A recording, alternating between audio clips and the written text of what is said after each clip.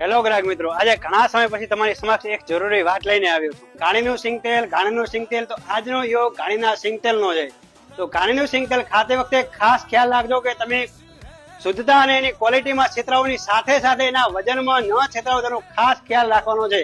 પ્રશ્ન હોય છે કે 15 લીટર અને 15 કિલોમાં શું તફાવત હોય છે?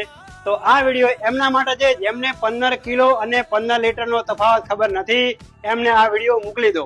હું તમને આજે લાઈવ બતાવું કે 15 કિલો અને 15 લીટરમાં શું તફાવત હોય છે. તો આ જુઓ 15 કિલોનો ડબ્બો છે. હું તમને એને કોટા પર મૂકીને બતાવું કે 15 કિલોમાં જોઈ લો. 15 કિલોમાં 15 કિલા તેલ અને 920 ગ્રામનો ડબ્બો હોય છે. 15 લીટરમાં મિત્રો જોઈ શકો છો તમે લાઈવ 13 કિલા ને 650 ગ્રામ તેલ હોય છે અને 900 ગ્રામનો ડબ્બો, એટલે ટોટલી થાય છે 14 કિલા ને 600 ગ્રામ. તો તમે જયારે કોઈ પણ ઘાણાવાળાને ત્યાં તેલ ખરીદો છો ત્યારે તમને ખાસ ખ્યાલ રાખવાનો છે, તમારે 15 કિલાનો જ ભાવ પૂછવાનો છે, તેમાં તમારો ફાયદો છે.